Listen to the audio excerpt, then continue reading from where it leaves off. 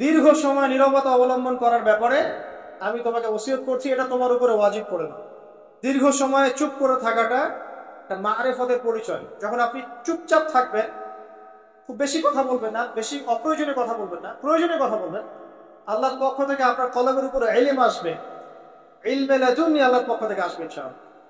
দেখবেন ঠান্ডা মাথায় চিন্তা করলে সুন্দর গোছানো চিন্তা করা যায় না, এলোমেলো হবে না চিন্তাগুলো তখন। এবং যদি আমরা বেশি ব্যস্ত থাকি, বেশি কথা বলি, তখন কিন্তু চিন্তাগুলো এলোমেলো হয়ে যায়। এটা বলা হচ্ছে প্রয়োজনীয় বিষয়গুলোর ক্ষেত্রেও কথার ক্ষেত্রে সতর্কতা অবলম্বন করে।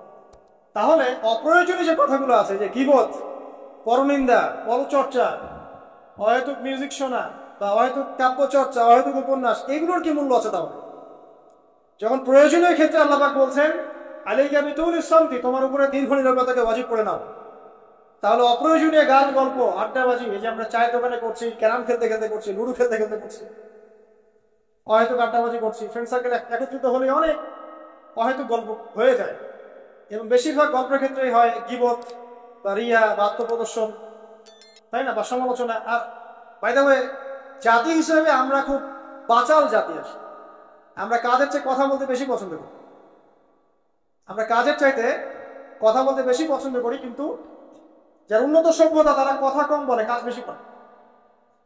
আমরা কাজের চেয়ে কথা বেশি বলতে পছন্দ করি, এবং কাজ যদি কোনো একটা করে ফেলি, যদি কাজ হয় 5 ডিগ্রি, আমরা কথা বলতে শুরু করি 100 ডিগ্রি। ভাবখানা আমাদের এরকম। তো আমাদের এই জাতিগত পরিবর্তন আনতে হবে। কথা কম বলি আমরা, আল্লাহ পাক কাজ বেশি করার তৌফিক দান করুন। এবং কথা যখন বলবো সেটা যেন প্রয়োজনীয় কথা হয়। আর যদি কোনো অপ্রয়োজনীয় কথা হয়েও যায় কোনো জায়গায়, একটা দোয়া করে উঠবেন, ইনশাল্লাহ কাফারা হয়ে যাবে। এটা বেশি জরুরি না? এটা বেশি জরুরি।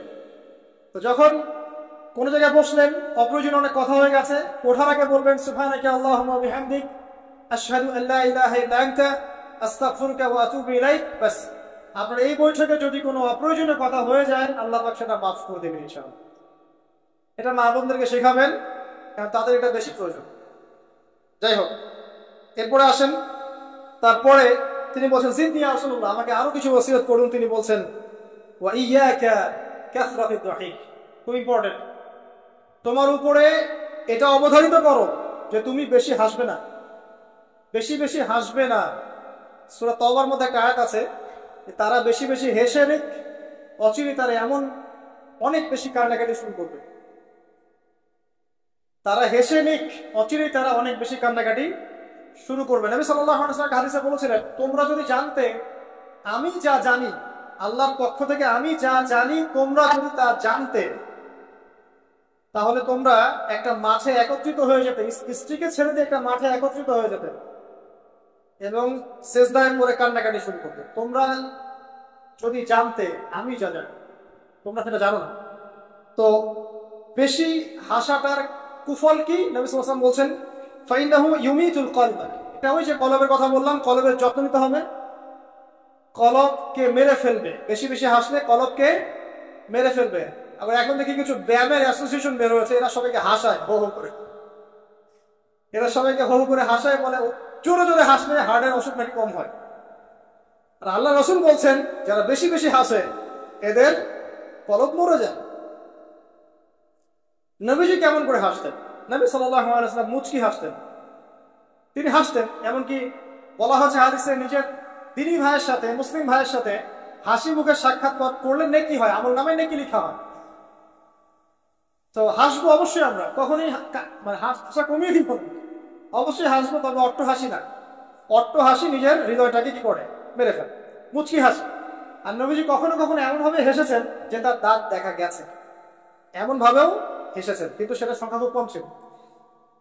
তো আসুন, এর একটা কুফল আছে, এবং এই অট্ট হাসি বেশি বেশি দেওয়ার ফলে চেহারার যে নূর, মুত্তাকি মানুষ যারা, নামাজি মানুষ যারা কোরআনের সাথে সম্পর্ক রাখে, দেখবেন চেহারা একটা নূর থাকে, একটা আলো থাকে, আল্লাহর পক্ষ থেকে একটা নূর থাকে, একটা রব থাকে, একটা প্রভাব থাকে। রব মানে প্রভাব। তো বেশি বেশি জোরে জোরে হাসলে চেহারার নূর কমে যাবে। একটু খেয়াল করে দেখবেন, আপনি 5 ওয়াক্ত সালাত জামাতের সাথে করার চেষ্টা করেন, নিয়মিত তাহাজ্জুদ উঠতে অভ্যাস করেন, দেখবেন ফজরের ওয়াক্তের দিকে আপনার চেহারা দিয়ে কিছু একটা নূর বের হচ্ছে। এটা হবে, দেখবেন চেহারাটা নুরানি লাগবে।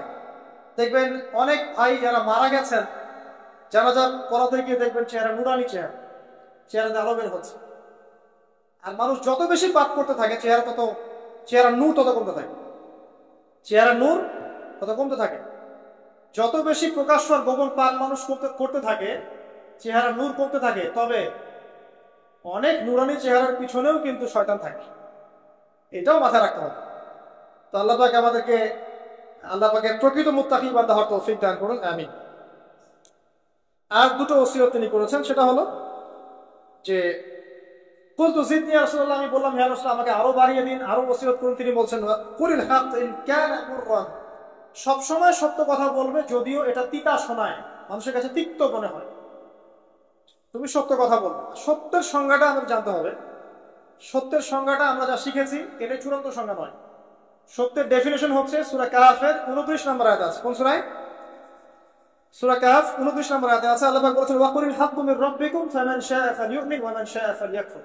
সত্য সেটাই, ভালো করে শোনেন, সত্য সেটাই যা তোমার রবের পক্ষ থেকে নাযিল হয়। যার ইচ্ছা হয় সে মেনে নিক, ঈমান আনুক, যার ইচ্ছা হয় অস্বীকার। ইন্না আ'তাদনা লিযালিমিনা নারা, আমি জালেমদের জন্য আগুন প্রস্তুত করেছি, ইলা আখিল আয়াত। তো এখানে আল্লাহ পাক সত্যের ডেফিনেশন দিয়েছে, দ্য ডেফিনেশন অফ ট্রুথ। সত্যের ডেফিনেশন কি? আল্লাহর পক্ষ থেকে যা নাজিল হবে সেটাই সত্য। আল্লাহর পক্ষ থেকে তাওরাত নাজিল হয়েছে, ঠিক আছে, জাবুর নাজিল হয়েছে, ইনজিল নাজিল হয়েছে, সুহফ ইব্রাহিম মুসা নাজিল হয়েছে, কোরআন নাজিল হয়েছে। যখন তাওরাত নাজিল হয়েছিল, তাওরাত ওই যুগের জন্য সত্য মিথ্যার চূড়ান্ত মানদণ্ড ছিল। এখন না, কারণ সেটা রহিত হয়ে গেছে। জাবুর ওই যুগের জন্য সত্য মিথ্যার চূড়ান্ত মানদণ্ড ছিল, ইনজিল ওই যুগের জন্য ছিল। যখন থেকে কোরআন নাজিল হয়েছে এবং সুন্নাহ এসেছে, কিয়ামত পর্যন্ত সত্য মিথ্যার এর বাইরে কোনো মানদণ্ড আছে? তবে যে কোনো বুদ্ধি, যে কোনো দর্শন বা ফিলোসফি, যে কোনো স্কুল অফ থট, যে কোনো মতবাদ, যে কোনো বৈজ্ঞানিক আবিষ্কার, যেটাই হোক না কেন, যদি কোরআন এবং সুন্নাহর সাথে মিলে যায়, সাংঘর্ষিক না হয়, সেটাকে মেনে নিতে আমাদের কোনো আপত্তি নেই, ঠিক আছে। কিন্তু যে কোনো বিজ্ঞান বা দর্শন বা যুক্তি বা মানব রচিত কোনো মতবাদ, যেটাই হোক, যে কোনো স্কুল অফ থট বা ফিলোসফিক্যাল থট, এগুলো কোরআন এবং সুন্নাহর সাথে যদি না মিলে, সাংঘর্ষিক হয়, সেক্ষেত্রে এটা না মানাই আপনার আমার উপর ওয়াজিব। এটা সত্য মিথ্যার মানদণ্ড থাকবে না। এখন আমাদের কাজ কি? জাস্ট এগুলোকে মিলিয়ে দেখা কোরআন সুন্নাহর সাথে, এগুলো মিলছে কিনা, ব্যাস। ওয়াইন কান মুররান, যদি সত্য তিতাও হয় তবুও বলতে হবে। যদি চাকরি চলেও যায়, ইমাম সাহেবকে সুদের এগেনস্টে বলতে হবে, বলা শিখতে হবে। ঘুষের এগেনস্টে বলা শিখতে হবে, দুর্নীতির এগেনস্টে বলা শিখতে হবে। ওয়াইন কান মুররান, যদি তিতাও লাগে, তবে বলার ভাষাটা এগ্রেসিভ হবে না, মানুষকে আঘাত করে বলার ব্যাপারটা ইসলাম সমর্থন করছে না। কিভাবে? ফেরাউনের কাছে নবী মুসা আলাইহিস সালামকে দাওয়াত দিতে পাঠানো হচ্ছে। ফেরাউন, এই যে হামান, কারুন নাম মনে আছে তো, তাদের কাছে পাঠানো হচ্ছে নবী মুসা এবং তার ভাই হারুন আলাইহিস সালামকে। আল্লাহ পাক এখন তাদেরকে বলছে কি, যাহাবা ইলা ফিরাউন, তোমরা দুজনে ফেরাউনের কাছে যাও, ফাকুলা লাহু কাওলান লাইয়িনা, ফেরাউনের কাছে গিয়ে নরম ভাষায় কথা বলো, লাআল্লাহু ইয়াতাযাক্কারু আও ইয়াখশা, হতে পারে সে উপদেশ গ্রহণ করবে এবং আমাকে ভয় করবে। তো প্রেজেন্টেশন একটা ব্যাপার আছে। আল্লাহ নবী মুহাম্মদ সাল্লাল্লাহু আলাইহি ওয়াসাল্লামকে বলছেন যে উদউ ইলা সাবিলি রাব্বিকা বিল হিকমা, তুমি তোমার রবের দিকে মানুষকে ডাকো প্রজ্ঞার সাথে, ওয়া মাউইযাতিল হাসানা, এবং উত্তম উপদেশের সাথে, রুড ভাবে না, এগ্রেসিভলি না, চরম পন্থার প্রয়োগ করে নয়, এমন ভাবে যাতে করে সত্যটা উপস্থাপিত হয় এবং আপনার ভাষা উপস্থাপনা, এক্সপ্রেশন এবং অ্যাটিটিউডটা এগ্রেসিভ মনে না হয়, ঠিক আছে। এই বিষয়টা খেয়াল রাখা উচিত আমাদের। আমরা যারা ওয়াইজ বা বক্তা বা খতিব বা দায়ী আছি, মানুষকে আঘাত করে কথা বলে আসলে ফায়দা খুব একটা হয় না, বরং তাকে যদি বুঝিয়ে দেওয়া যায়, সত্যতা উপস্থাপন করা যায়, আর আল্লাহ যদি তার তাকদীরে হেদায়েত লিখে রাখেন, ইনশাআল্লাহ সে হেদায়েত পাবে। আর যদি নাও পায়, আপনার দায়িত্ব শেষ। ফাযাক্কির ইন্নামা আনতা মুযাক্কির, আপনি উপদেশ দিন, আপনি শুধু উপদেশদাতা। লাস্তা আলাইহিম বিমুসাইতির, আপনি কারোর প্রতি দারোগা নন। ফাযাক্কির ইন নাফআতিয যিকরা, আপনি উপদেশ দিন, যদি উপদেশ কাজে আসে। সায়াযাক্কারু মান ইয়াখশা, যারা আল্লাহকে ভয় করে তারা শীঘ্রই উপদেশ গ্রহণ করবে ইনশাআল্লাহ। আল্লাহ পাক আমাদের সবাইকে প্রকৃত দায়ী হওয়ার তৌফিক দান করুন, আমিন। একজনের কথা বলে আমি সামনে যাচ্ছি। মুসআব বিন উমাইর রাদিয়াল্লাহু আনহু ইসলামের ইতিহাসের প্রথম দায়ী, যাকে নবী সাল্লাল্লাহু আলাইহি ওয়াসাল্লাম মক্কা থেকে মদিনায় পাঠিয়েছিলেন, যিনি বিলাসী জীবন যাপন করতেন জাহিলি যুগে, তার এত দামি পারফিউম ছিল, আতর ছিল, খুশবু ছিল যে মক্কায় কারো কাছে নাই। বুঝতে পারছেন? ইসলাম কবুল করার পরে তার অবস্থা এমন হয়েছিল যে তার একাধিক পোশাকও নাই যেটা চেঞ্জ করে নামাজ পড়বেন। উহুদের যুদ্ধে তিনি শহীদ হয়েছেন এবং তাকে দাফন করার জন্য কাফনের কাপড় পাওয়া যায়নি, তাকে ঘাস, ইখসির নামক ঘাস দিয়ে দাফন। এই হলো আপনার দুনিয়ার শেষ পরিণতি। কিন্তু পরকালে তিনি এখন জান্নাতুল ফিরদাউসে আসেন ইনশাআল্লাহ। এখানে আপনি সাফল্যও বুঝতে পারছেন। তো মুসআব বিন উমাইর রাদিয়াল্লাহু আনহু যখন মদিনায় গিয়ে দাওয়াত দিচ্ছেন, তখন সাদ বিন মুআজ নামে এক সাহাবী ছিলেন, যিনি আওস গোত্রের নেতা। তিনি দাওয়াতি কাজ করছেন, কিন্তু সাদ বিন মুআজ তার কাছে এটা পছন্দ হচ্ছে না। তিনি এসে খুব কড়া ভাষা বললেন যে মদিনা থেকে এই দাওয়াতি কাজ যদি বের না করো, তাহলে তোমার আমার মাঝখানে যে আত্মীয়তার সম্পর্ক আছে এটাও থাকবে না, মানে তোমাকে আমি হত্যা করব। মানে তিনি ইসলামটা পছন্দ করছেন না। তিনি বলছেন এখান থেকে বেরো, এই দাওয়াতি কাজ এখান থেকে বন্ধ করো, মদিনা থেকে বের হও। তখন মুসআব বিন উমাইর কি করছেন শোনেন। তিনি বলছেন তিনি কোন রকম এগ্রেসিভ কথা বললেন না। আমরা হলে কি করতাম? আমরা হলে কিন্তু এগ্রেসিভ কথা বলতাম।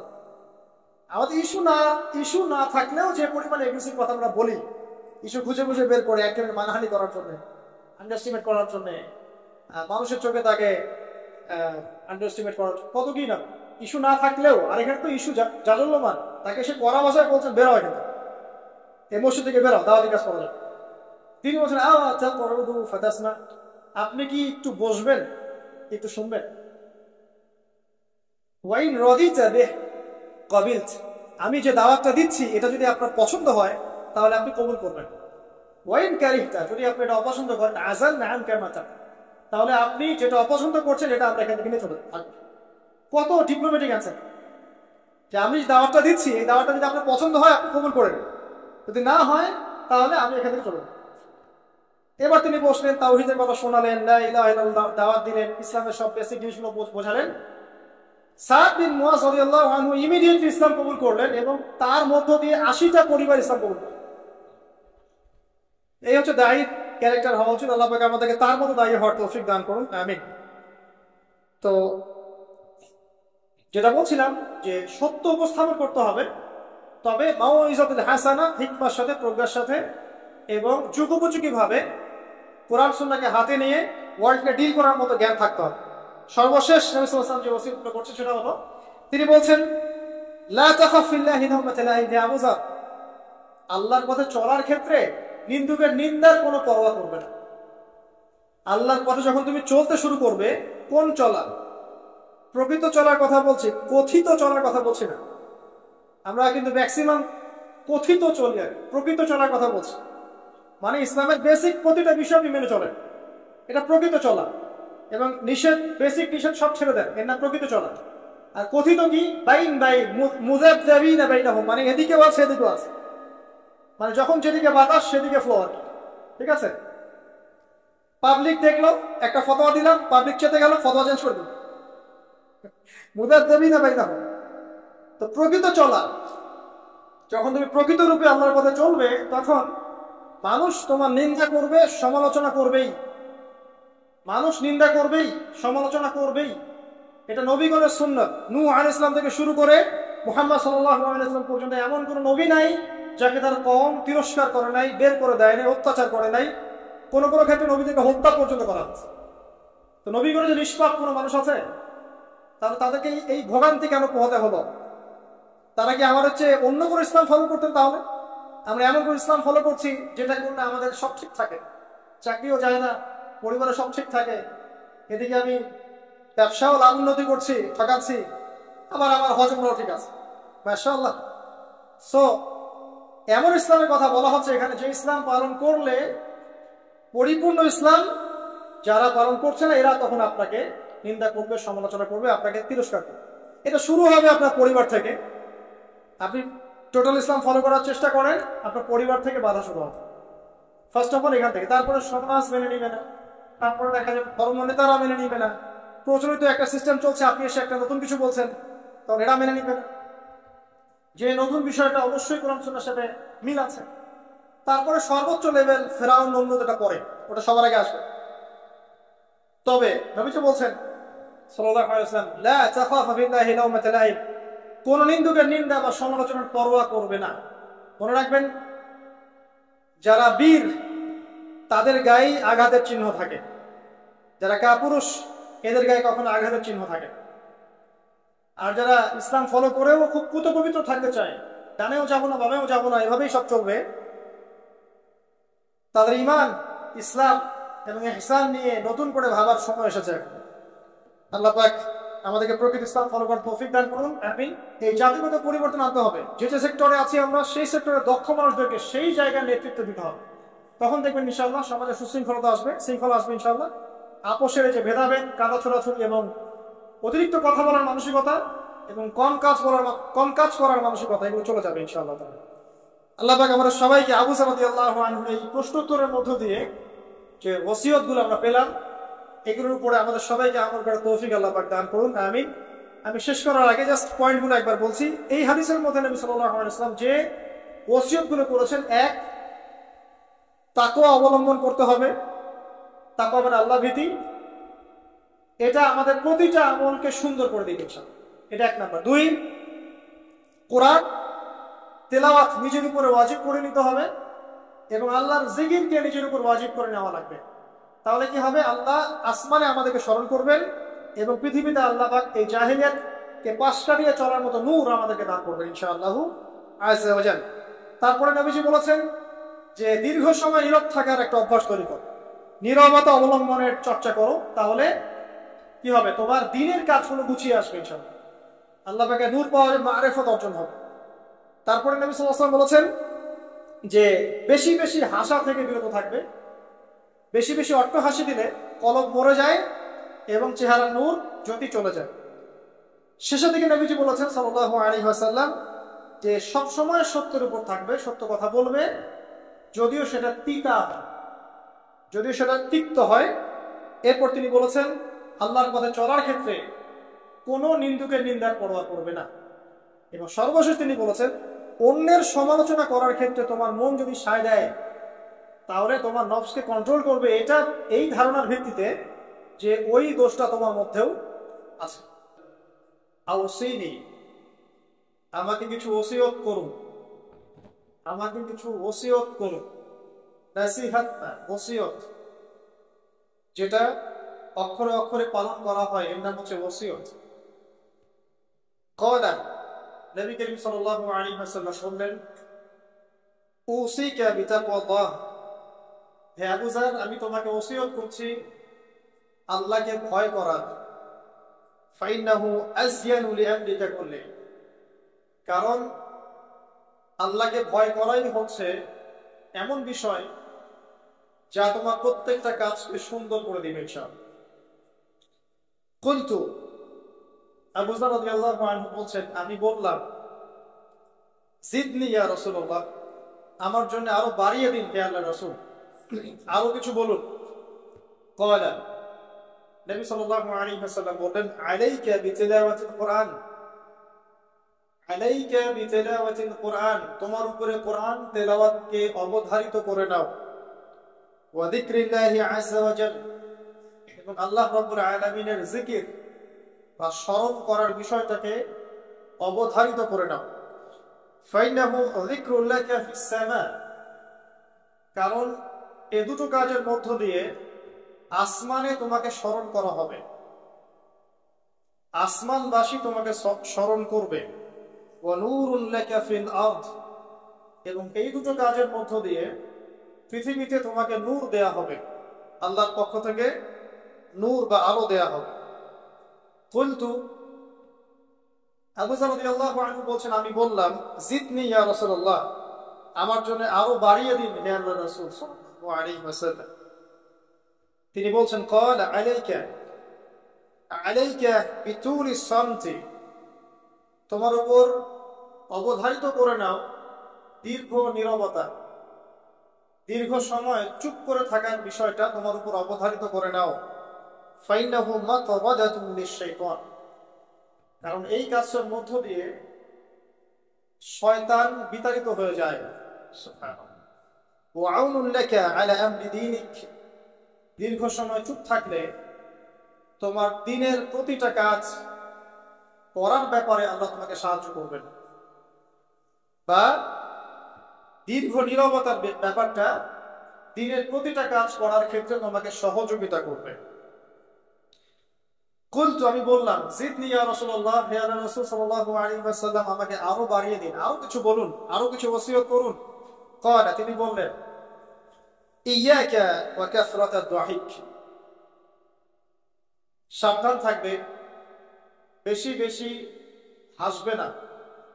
ফাইন্নাহু ইউমিতুল কলব, কারণ যারা অধিক পরিমাণে হাসাহাসি করে তাদের কলব মরে যায়, তাদের কলবের মৃত্যু ঘটে। ওয়ায়াযহাবু বিনূরি ওয়াজহি, এবং চেহারার মধ্যে নূর চলে যায়, চেহারায় কোনো জ্যোতি বা নূর থাকে না। কুলতু জিদনি ইয়া রাসূলুল্লাহ, হে রাসূল সাল্লাল্লাহু আলাইহি ওয়াসাল্লাম, আমাকে আরো বাড়িয়ে দিন, আরো কিছু ওসিয়ত করুন। ক্বালা, এবার তিনি বললেন সাল্লাল্লাহু আলাইহি ওয়াসাল্লাম, কুলিল হাক্কা ওয়া ইন কানা মুররান, সর্বদা সত্য কথা বলবে, সত্যের উপর থাকবে, যদিও এটা অন্যের কাছে তিক্ত হয়। সত্য কথা বলবে যদিও এটা তিক্ত শোনায়। কুলতু জিদনি ইয়া রাসূলুল্লাহ, তিনি বলছেন, আমি বললাম, হে আল্লাহর রাসূল, আরো বাড়িয়ে দিন আমাকে।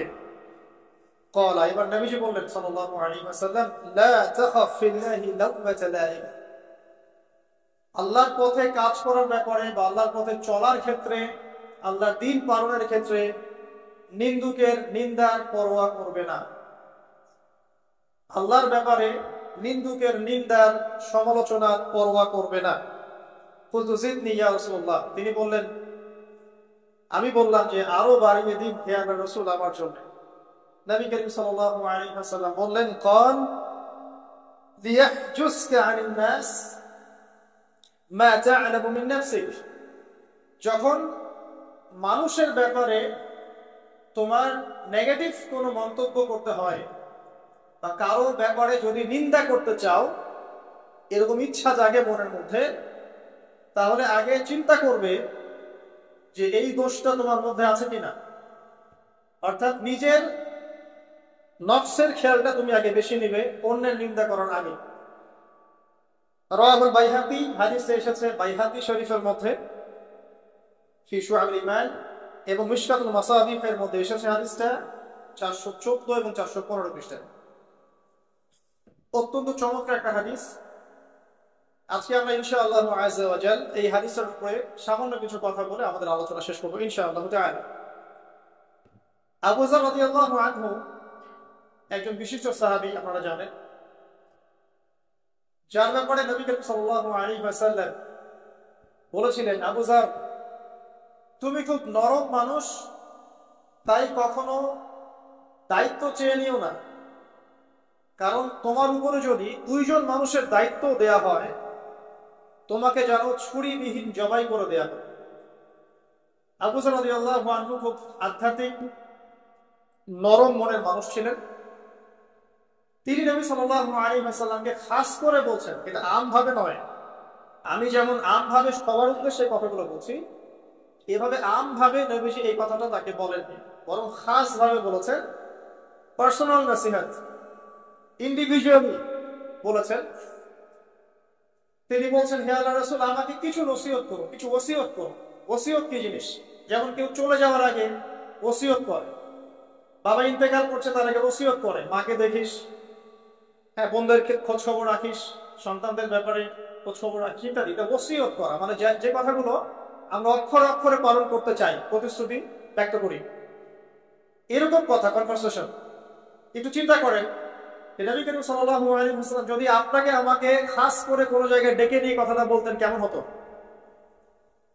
মনে করেন নবী সাল্লাল্লাহু আলাইহি ওয়াসাল্লাম জীবিত আছেন বা আমরা তার সাক্ষাৎ পেয়েছি, আর আমরা কেউ একজন আমাদের মধ্যে গিয়ে তাকে বললেন, ইয়া রাসূলুল্লাহ, আমাকে কিছু নসিহত করেন, আমাকে খাস করে কিছু ওসিয়ত করেন, তখন এই ওসিয়তগুলো স্পেশাল হবে এবং আপনি আমি কখনোই চাইবো না জীবন চলে গেলেও এগুলোর কোনো একটা আমরা ছেড়ে দেই, তাই না? আবু যর রাদিয়াল্লাহু আনহু এই সুযোগটা নিয়েছেন। নবী সাল্লাল্লাহু আলাইহি ওয়াসাল্লাম বলছেন, প্রথম যে উসিকা বিতাকওয়াল্লাহ, আমি তোমাকে সর্বপ্রথম ওসিয়ত করছি তুমি আল্লাহকে ভয় করো। তাকওয়া কি জিনিস? নবীজি বলছেন ফাইন্নাহু আযয়ানু লিআমরিকা কুল্লি, এই তাকওয়াটাই সমস্ত কাজের সৌন্দর্য বর্ধন করবে তোমার জীবনে। তুমি যত কাজ করবে প্রত্যেকটা কাজ যদি আল্লাহকে ভয় করে করো, প্রত্যেকটা কাজ তোমার জীবনের সৌন্দর্য বর্ধন করবে ইনশাআল্লাহ তাআলা। খুব সংক্ষিপ্ত আকারে বলতে পারি, আল্লাহ রাব্বুল আলামিনের তাওহীদের সাথে কাউকে শরীক না করা, এক কথায় আল্লাহর সাথে শিরক না করার নাম তাকওয়া। ঠিক আছে? আল্লাহ এক, আল্লাহ অদ্বিতীয়, তিনি মহাবিশ্বের স্রষ্টা, আমাদের স্রষ্টা, সৃষ্টিকর্তা, পালনকর্তা, রিজিক দাতা, জীবন মৃত্যুর মালিক, বিধান দাতা। এই প্রত্যেকটা কনসেপ্ট আল্লাহর জন্য খাস করার নাম হচ্ছে তাওহীদ। আর এখানে যদি আমরা কাউকে সমকক্ষ দাঁড় করাই তাহলে শিরক হয়ে যাবে। এই শিরকটা তিন ভাবে হয়ে থাকে। মানুষ চিন্তার ক্ষেত্রে শিরক করতে পারে। কেউ যদি মনে করে মহাবিশ্বের কোনো স্রষ্টা নাই তাহলে শিরক করবে। কেউ যদি মনে করে স্রষ্টা আরো একজন আছে বা একাধিক আছে তাহলে শিরক করবে। কেউ যদি মনে করে যে আল্লাহ ছাড়া কেউ ইবাদত পাওয়ার যোগ্য, আল্লাহ ছাড়া অন্য কাউকে সেজদা করা যায়, নাউযুবিল্লাহ, আল্লাহ ছাড়া কেউ প্রয়োজন পূরণ করতে পারে, কেউ সন্তান দিতে পারে, কেউ কল্যাণ করতে পারে, কেউ অকল্যাণ করতে পারে ইত্যাদি, বা আল্লাহ ছাড়া কেউ বিধান দেওয়ার মালিক, এরকম কনসেপ্ট যার মনের মধ্যে আছে, এটা হচ্ছে আকীদাগত শিরক বা চিন্তাগত শিরক। আমি কি বোঝাতে পারছি? 2 নাম্বার কাজের শিরক। যেমন কেউ যদি আল্লাহকে সিজদা না করে অন্য কাউকে সিজদা করে, কর্মগত শিরক করেছে। আল্লাহ পাকের হালালকে কেউ যদি হারাম করে নেয়, কর্মগত শিরক করেছে। আল্লাহ পাকের হারামকে কেউ হালাল করে নেয়, কর্মগত শিরক করেছে। আল্লাহর কাছে দোয়া না করে মৃত মানুষের কাছে দোয়া করে, শিরক করেছে। এগুলো কাজ করতে গিয়ে শিরক করেছে। ইভেন আল্লাহর নামে কসম না করে অন্য কারো নামে কসম করলেও শিরক হয়ে যায়। অনেক সময় আমরা হাতের মধ্যে রশি পড়ি, পাথর পড়ি, অনেক কিছুই পড়ি, আমাদের বিশ্বাস হয় এগুলো আমাদের উপকার করতে পারবে, অপকার করতে পারবে, তাহলে শিরক হয়ে যাবে। সন্তান আল্লাহ দেন, যদি আমরা মনে করি যে মাজারে গিয়ে দোয়া করলেই সন্তান পাওয়া যাবে, শিরক হয়ে যাবে। আর শিরক এমন একটা পাপ যে পাপটা আল্লাহ পাক তওবা ছাড়া মাফ করে না। মৃত্যুর আগে যদি তওবা করে মানুষ, ইনশাআল্লাহ আল্লাহ পাক মাফ করে দিবেন। যদি তওবা না করে মারা যায়, সম্ভাবনা বেশি এই ব্যক্তি জাহান্নামে যাবে না। কারণ প্রত্যেক 1999 জন মানুষ জাহান্নামে যাবে যাদের আমলনামায় শিরকের পাপ থাকবে। আল্লাহ পাক সূরা নিসার মধ্যে বলেছেন, ইন্নাল্লাহা লা ইয়াগফিরু আন ইউশরাকা বিহি ওয়া ইয়াগফিরু মা দুনা যালিকা লিমান ইয়াশা। আল্লাহ পাক শিরকের গুনাহ ব্যতীত যে কোনো গুনাহ যাকে ইচ্ছা মাফ করতে পারেন। যে কোনো গুনাহ। আপনি জিনা করেছেন, সিজদা করেন, ফিরে আসেন, আল্লাহ মাফ করে দিবেন ইনশাআল্লাহ। আপনি সুদ খেয়েছেন দীর্ঘদিন, সুদ থেকে ফিরে আসেন, দীর্ঘদিন মায়ের সাথে জিনা করেছেন সুদের মধ্য দিয়ে, তওবা করে ফিরে আসেন, আল্লাহ এখনই মাফ করে দিবেন ইনশাআল্লাহ। আপনি খুন করেছেন মানুষকে, যদি আপনি চিন্তা করেন যে আমার একটা অপরাধ হয়েছে এবং আপনি তওবা করে খালেসভাবে ফিরে আসেন, আল্লাহ মাফ করে দিবেন ইনশাআল্লাহ। ব্যভিচার করেছেন, বিবাহিত হওয়ার পরেও জিনা করেছেন, এই ব্যক্তির কিন্তু পৃথিবীতে বাঁচার আসলে কোনো অধিকার নাই। তারপরেও যদি সে গোপনে তওবা করে ফিরে আসে রাতের অন্ধকারে, আল্লাহ চাইলে মাফ করে দিবেন ইনশাআল্লাহ। যে কোনো পাপ আল্লাহ পাক যাকে ইচ্ছা মাফ করতে পারেন, শিরক ছাড়া। শিরক যদি তওবা না করে মারা যায়, বেশিরভাগ সম্ভাবনা হচ্ছে সে জাহান্নামে যাবে। আরেকটা ডেঞ্জারাস বিষয় হচ্ছে, শিরক করে মারা গেলে কবরে মান রব্বুক উত্তর দিতে পারবে না। যারা মান রব্বুকে উত্তর দিতে পারবে, নিঃসন্দেহে তারা কখনো শিরক করে নাই, আল্লাহ পাকের তাওহীদের উপরে ছিল। তাকওয়ার প্রথম স্টেজ হচ্ছে আমাদেরকে শিরক করা যাবে না, তাওহীদে থাকতে হবে ইনশাআল্লাহ তাআলা। 2 নাম্বার, আল্লাহ পাকের যত আদেশ আছে এগুলোকে মেনে চলার নাম তাকওয়া। ফর এক্সাম্পল সালাত, সাওম, সাদাকা, হজ, উমরা, যাকাত, সত্য কথা বলা, মিথ্যা কথা ইত্যাদি যতগুলো আদেশ কোরআন এবং সুন্নাহর মধ্যে আছে, এগুলোকে মেনে চলা তাকওয়ার পরিচয়। 3 নাম্বার, আল্লাহ পাকের যত নিষেধ আছে এই সমস্ত নিষেধগুলোকে বর্জন করার নামও তাকওয়া।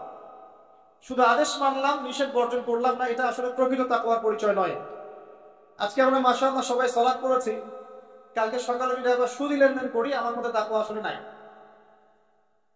আমি ধর্মীয় জীবনে পাক্কা মুসল্লি হলেও অর্থনৈতিক জীবনে পাক্কা সুদখোর থেকে গেছে। এই অবস্থায় যদি তওবা না করে মারা যায়, মায়ের সাথে জেনার অপরাধ নিয়ে কিয়ামতের মাঠে উঠবে ইনশাআল্লাহ। এটা আমার কথা না, নবী সাল্লাল্লাহু আলাইহি ওয়াসাল্লাম বলেছেন, সহিহ বুখারীর হাদিস। যে কোনো আলেমকে জিজ্ঞাসা করবেন, যে কোনো মাদ্রাসায় যাবেন, যে কোনো প্রকাশনের বুখারী শরীফ কেনেন না কেন, হাদিসটা পাবেন, যে ব্যক্তি 1 দিরহাম সুদ খেলো সে যেন 36 বার জিনা করবে।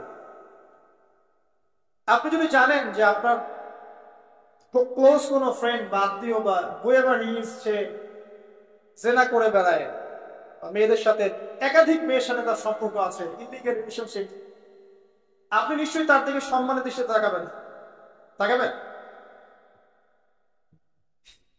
আর আখিরুজ্জামান এমন একটা যুগ যেখানে সুদ থেকে বাঁচা সো ভেরি ডিফিকাল্ট।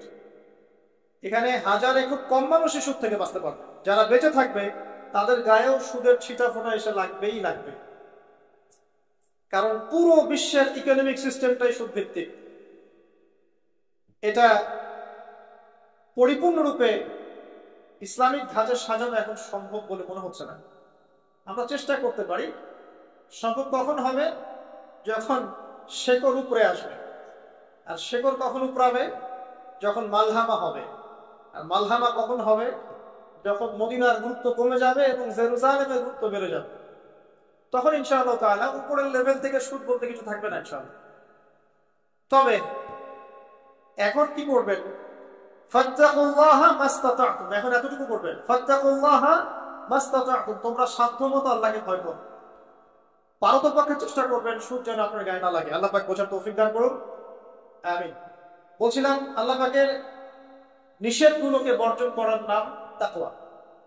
নামাজ পড়ছি, রোজা রাখছি, যাকাত দিচ্ছি না, এদিকে সুদ খাচ্ছি, হারাম রিলেশনশিপে আছি, বা পরকীয়ায় লিপ্ত আছি, বা মানুষের সম্পদের অধিকার দিচ্ছি না, ব্যবসা করছি। আর ব্যবসা যারা করি আমরা বেশিরভাগই মিথ্যা কথা বলি।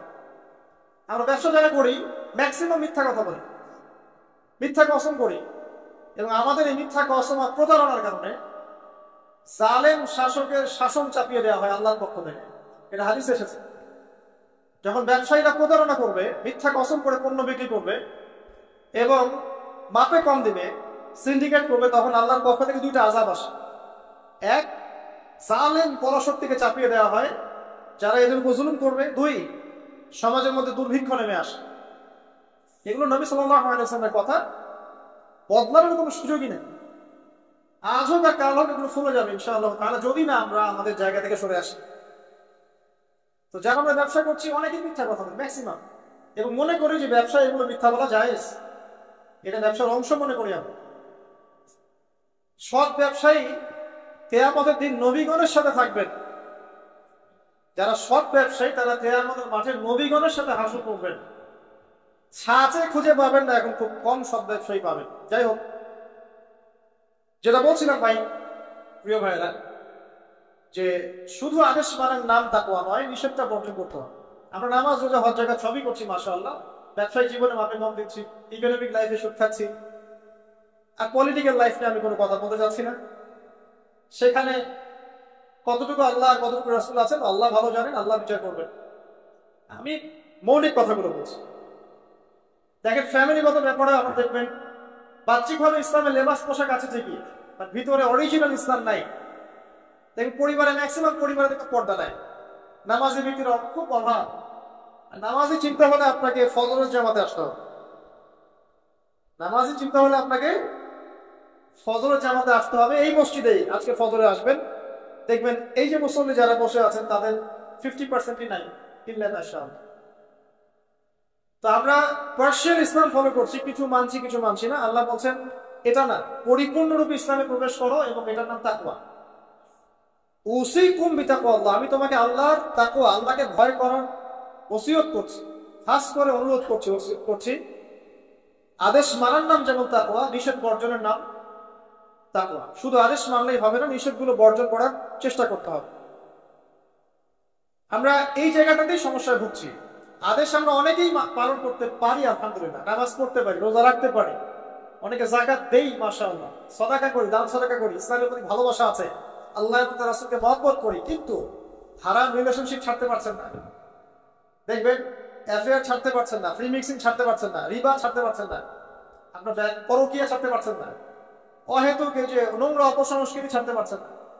খেয়াল করে দেখেন, স্মোকিং ছাড়তে পারছেন না। মাদক দ্রব্য সেবন ছাড়তে পারছে না, বাট আপনি ইসলামকে ভালোবাসেন, আল্লাহকে ভালোবাসেন, রাসূলকে ভালোবাসেন। এইটাই মূল সমস্যা আমাদের এখানে।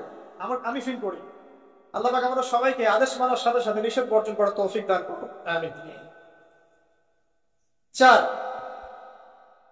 আল্লাহ রাব্বুল আলামিনকে হাজির এবং নাজির জানার নাম তাকওয়া। হাজির নাজির কেমন? যে আমার জীবনের প্রতিটা স্টেপ আল্লাহ পাক দেখছেন এবং শুনছেন। আল্লাহ পাক অবশ্যই আজিম থেকেই আমাকে দেখছেন, আমাকে শুনছেন প্রতিটা মুহূর্তে, এখন, আজ, কাল, আগামী, অতীত, বর্তমান, ভবিষ্যৎ, সব সময় আল্লাহ আমাকে দেখছেন, শুনছেন প্রত্যেকটা মুহূর্তে। এই কথা যার মাথায় থাকবে তার পাপ করার প্রবণতা কম হবে ইনশাআল্লাহ। পাপ করলেও সে তওবা করে আল্লাহর কাছে ফিরে আসবে ইনশাআল্লাহ। যদি তার দ্বারা কোনো পাপ হয়েও যায়, আপনি দেখবেন তাকওয়াই তাকে আবার ফিরিয়ে নিয়ে আসবে, সে আল্লাহর কাছে ফিরে আসবে। আল্লাহ পাকে হাজির এবং নাজির জানেন। এর আরেকটা নাম আছে, সেটা হলো ইহসান। কি নাম? হাদিসে জিবরিল নামে একটা হাদিস আছে, সহিহ মুসলিমের 9 নম্বর হাদিস, আর মিশকাতুল মাসাবিহ 2 নম্বর হাদিস। ইহসান কি জিবরাইল আলাইহিস সালাম নবী সাল্লাল্লাহু আলাইহি ওয়াসাল্লামকে জিজ্ঞাসা করেছিলেন। তিনি বলছেন, আন তা'বুদাল্লাহা কাআন্নাকা তারাহু ফাইন লাম তাকুন তারাহু ফাইন্নাহু ইয়ারাক। তুমি এমন ভাবে আল্লাহর ইবাদত করবে যেন তুমি আল্লাহকে দেখছো। ওয়াইন লাম তাকুন তারাহু ফাইন্নাহু ইয়ারাক, এবং তুমি যদি আল্লাহকে দেখতে না পাও, তুমি সবসময় মনে রাখবে আল্লাহ পাক তোমাকে দেখছেন। এই কনসেপ্টটার নাম হচ্ছে ইহসান, যেটা আমাকে তাকওয়া দিবে। ইহসান থাকে আমলের মধ্যে। নামাজ পড়ছি, দেখবেন আমাদের মনোযোগ বেশিরভাগেরই কিন্তু থাকে না। আল্লাহ ভালো জানেন, আমি আপনাদের পার্সোনাল ব্যাপারে ইন্টারফেয়ার করতে চাচ্ছি না, বাট আমার মনে হয় বেশিরভাগ মানুষেরই থাকে না। কারণ বেশিরভাগ মানুষই তো নামাজে যা পড়ছি তার অর্থ জানি না। যখন আপনার সন্তান অসুস্থ হয়েছিল, আপনি হাত উঁচু করে আল্লাহর কাছে কান্নাকাটি করেছেন, তখন আপনার চোখ দিয়ে পানি পড়েছে। কারণ আপনি যা চেয়েছেন ফিল করে বলেছেন আল্লাহর কাছে, আপনার চোখ দিয়ে পানি পড়েছে। কতদিন আপনি নামাজের সেজদায় কাঁদতে পেরেছেন? আমি কাঁদতে পেরেছি, ভাবতে হবে। কাঁদতে না পারার কারণ কি? কারণ হচ্ছে আমি নামাজে যা পড়ি তার কিছুই বুঝি না। আমার কাছে নামাজ একটা ফিজিক্যাল এক্সারসাইজের মতো হয়ে গেছে। সরি ফর মাই ল্যাঙ্গুয়েজ, আমি কোনো কিছুকে অবমাননা করতে যাচ্ছি না, অনেক ব্যাপারটা এরকমই হয়ে গেছে। তার বাহ্যিকতা নিয়ে আমরা বেশি ব্যস্ত। হাত কোথায় বাঁধতে হবে, নাভির নিচে না বুকে, তারপরে রফুল এদেন করতে হবে কিনা, পায়ে বা লাগাবো কি লাগাবো, আমি জোরে না আসতে, বাহ্যিক বিষয় নিয়ে বেশি ব্যস্ত। রুহানিয়াত, যেটা নামাজের ভিতরে রুহ বা আত্মা, ইহসান, মনোযোগ, আল্লাহর সাথে কতটুকু আমি কমিউনিকেট করতে পারলাম, মনের কথা কতটুকু আল্লাহর কাছে ব্যক্ত করতে পারলাম, নামাজে আমি কতটুকু আল্লাহকে ফিল করতে পারলাম, এটা কিন্তু বেশি আলোচনা হয় না। অথচ কোনটা মৌলিক বিষয় বলেন দেখি? নামাজের এই মারেফতটা কি মূল না? আধ্যাত্মিকতাটাই মূল। আর বাহ্যিক বিষয়গুলো তো আল্লাহ দেখছেন, দেখিয়ে দিবেন ইনশাআল্লাহ। তো এই যে প্রাণহীন ইবাদত হচ্ছে, রোজা রাখছি, রোজার মর্ম বুঝতে পারছি না। হজ করে আসলো, হাজী সাহেব টাইটেল হলো ঠিকই, কিন্তু হজের মূল মর্ম ইব্রাহিমী চেতনা সে শিখে আসতে পারলো না। সাই করছে সাফা মারওয়া, সে ফিল করতে পারলো না এটা হাজরা আলাইহিস সালামের সুন্নাহ। এই যে আমরা কুরবানি করলাম, ম্যাক্সিমাম আমাদের মধ্যে ফিল করতে পারি নাই এটা হচ্ছে ইব্রাহিম আলাইহিস সালামের সেই কুরবানি যেটা তিনি ছেলেকে করতে চেয়েছিলেন। এই চেতনাটা আসুন। তো রসকসহীন ইবাদত কতটুকু কবুল হয়, প্রাণহীন ইবাদত কতটুকু উপরে পৌঁছে, আল্লাহ ভালো জানেন। তো যে বিষয়টা নিয়ে এই কথাটা বললাম, ইহসান হচ্ছে সেই জিনিস যেটা আমাকে মনে করাবে আমি আল্লাহকে দেখছি, শুনছি, বা আল্লাহ আমাকে দেখছেন এবং শুনছেন। এর জন্য প্রয়োজন আপনি ইবাদতে যা যা করছেন, যা যা বলছেন, এর অন্তত অর্থটুকু বোঝান। তাহলে আপনার ইনশাআল্লাহ মনের মধ্যে সেই ফিলিংসটা আসবে ইনশাআল্লাহ। ফর এক্সাম্পল, আপনি নামাজে দাঁড়িয়ে পড়ছেন, ওয়ানুনাজ্জিলু মিনাল কুরআন মা হুয়া শিফাউ ওয়া রাহমাতুল লিল মুমিনিন ওয়া লা ইয়াজিদু যালিমিনা ইল্লা ফাসাদ। এই আয়াতের অর্থ কতজন জানেন? একটু হাত উঁচু করেন। যারা জানেন তারা যদি আয়াতটা কোরআনে নামাজের মধ্যে পড়েন, তারা মনোযোগ বেশি পাবেন। স্বাভাবিক। অর্থ হচ্ছে কোরআন আমরা নাজিল করেছি, এই কোরআনের মধ্যেই আছে শিফা মানে আরোগ্য, এবং মুমিনদের জন্য রহমত। যখন আপনি বুঝতে পারলেন তখন কি নামাজে মনোযোগ পারবে না? সুবহান রাব্বিয়াল আ'লা বলছেন, সর্বোচ্চ আমার রব সর্বোচ্চ সুউচ্চ, তখন আপনার মনোযোগ পারবে না? আত্তাহিয়াতে আপনি কি করছেন, দরুদে কি করছেন, দোয়া মাসুরায় করছেন আল্লাহুম্মা ইন্নী যালামতু নাফসি যুলমান কাসীরা, আল্লাহ আমি আমার নফসের উপর প্রচুর জুলুম করেছি। কখনো কি ফিলিংস হয় যে জুলুমের এখানে স্বীকারোক্তি দিচ্ছি আমি? কারণটা একটাই কারণ, কথা বললে অনেক সময় যাবে, আমার আরো কিছু বলার আছে, যে অর্থটা বুঝতে পারছি না। অর্থ না বুঝলে আপনি রসকসহীন প্রাণহীন ইবাদত করবেন। তো অর্থ বোঝাটা কি অপরাধ? অর্থ বুঝলে কি আপনি আলেম ওলামা থেকে সরে যাবেন, দূরে সরে যাবেন? সবকিছুর অর্থ তো আপনি ব্যাখ্যাটা বুঝতে পারবেন না, তখন আপনি আলেম ওলামার কাছে আসবেন, এসে জিজ্ঞাসা করবেন, ব্যাখ্যা জেনে নেবেন। তো অর্থ অনুধাবন করলে ইনশাআল্লাহ তাআলা আপনার ইহসান বাড়বে, যেটা আমাকে তাকওয়ার দিকে নিয়ে আসবে। ইহসান মানে আল্লাহকে হাজির নাজির জেনে ইবাদত করা। আরেকটা বিষয়, ইবাদতের মধ্যে ধীর স্থিরতা আনতে হবে, তাড়াহুড়া বন্ধ করতে হবে। তাড়াহুড়া বন্ধ করলে পরে দেখবেন ইবাদতের মধ্যে স্বাদ পাচ্ছে ইনশাআল্লাহ। দুনিয়াবি হ্যাসেল, দুনিয়াবি যে ব্যস্ততা, এগুলো কমিয়ে আনতে হবে, তাহলে দেখবেন ইবাদতের স্বাদ পাচ্ছেন ইনশাআল্লাহ। প্রত্যেকটা ইবাদতের পটভূমি জানতে হবে, যে নামাজ আমি কি জন্য পড়ি, কোথায় গিয়ে ফরজ হয়েছিল, কুরবানি কেন দিব, কুরবানির ইতিহাসটা কি, হজ যে আমি করবো ঘটনাগুলোর পিছনের গল্পগুলো কি, এগুলো না জানলে আপনি ইবাদতের স্বাদ পাবেন না। এই জিনিসগুলো একটু টাচ দিলাম। আল্লাহ পাক আমাদের সবাইকে ইহসানের সাথে ইবাদত করার তৌফিক দান করুন, আমিন। তো প্রথম ওসিয়ত করছেন নবী সাল্লাল্লাহু আলাইহি ওয়াসাল্লাম আবু যর রাদিয়াল্লাহু আনহুকে, তুমি আল্লাহকে ভয় করবে, এটা তোমাকে সমস্ত আমল সুন্দর করে দিবে ইনশাআল্লাহ, সৌন্দর্যমণ্ডিত করে দিবে।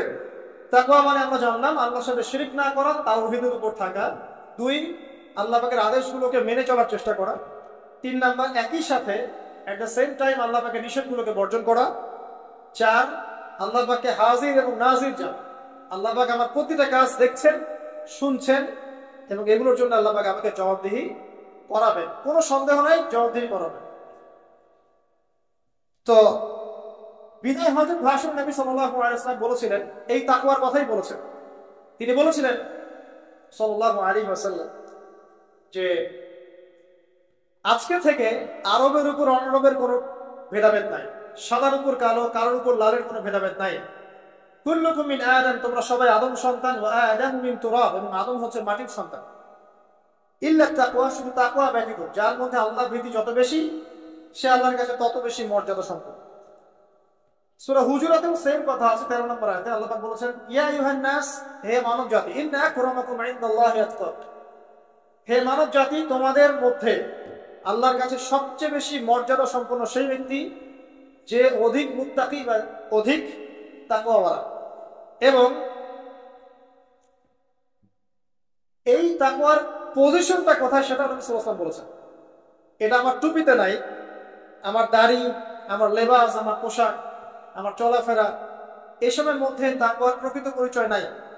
নবী করিম সাল্লাল্লাহু আলাইহি ওয়াসাল্লাম বলেছেন, তাকওয়া হাহুনা, তাকওয়া হচ্ছে এখানে, এই বলে তিনি কলিজার দিকে 3 বার ইশারা করেছেন। অর্থাৎ তাকওয়ার মূল কেন্দ্র কোথায়? আপনার কলবে। আর কলব সংক্রান্ত একটা কথা কিন্তু হাদিসের মধ্যে আসবে একটু আগে। কিছু একটা কাজ করলে কলবটা মরে যাবে, সে কাজটা কি? আপনারা হাদিসটা ধরতে পারছেন, সামনে যাচ্ছি ইনশাআল্লাহ। তো কলবের ব্যাপার তাকওয়া, তাহলে কলবের যত্ন নেওয়া লাগবে। আমরা দেহের যেমন যত্ন নেই, পোশাকের যত্ন নেই, পরিপাটি থাকতে পছন্দ করি, বাড়ি ঘর চকচকা রাখতে পছন্দ করি, তাই না?